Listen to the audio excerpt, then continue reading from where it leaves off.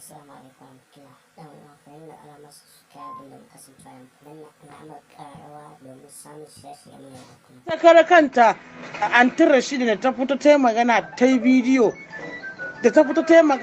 yi bidiyo. Shekaranta nawa bata taba auren sunna ba. Irin wannan abin idan ya faru da dan uwanka musulmi sai kai kalo inna lillahi wa inna ilaihi raji'un. Da ba kai Allah ya jarabce shi da wannan abun ba. Ita Hausa Shehu dan ubanta ana ɗaura mata aure ko tarewa bata ci gaba da koma gidan ubanta. Ita ma wannan ai jarabawa ne, ai abinta natsu ta duba ne, ta dinga kalo inna lillahi wa inna ilaihi raji'un. Ba an fito ana ta tsine mata Rama ita ta zage annabi. Rama Salo ba ita ta zage annabi ba, ta yi abinta dai ta taka sahun barawo. Kowa yana da kashinsa a gindinsa, kowa yana da nashi kashin a gindinsa.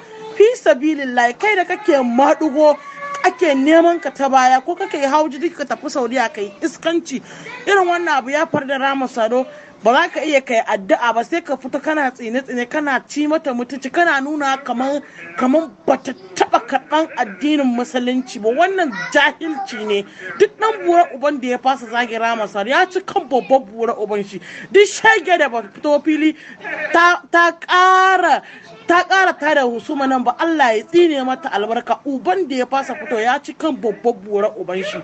Duk abin da zai faru sai dai ya faru. Mu mun yi mu'amala da yancin muna cikin su kuma mun san kowa.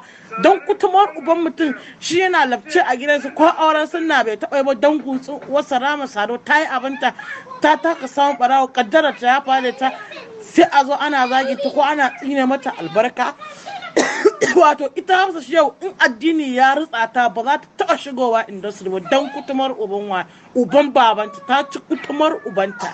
Ban goyi bayan kowa ba akan kisa. Kuma magana da Mansura ta yi ai ba ita ta fara zagin ba, magana ta yi kuma daidai da abin da ta faɗi. Kowa yana da kashinsa a gindinsa, kowa masu aikata zunubi ne. Dan wuta ne, dan aljanna ne.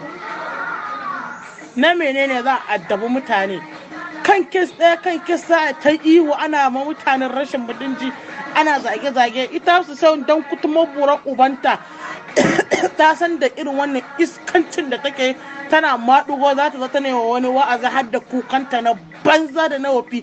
Duk masoyin annabi ba zai taɓa maɗugo ba wallahi. Masoyin annabi mai san annabi wallahi ba zai taɓa yin maɗugo ba.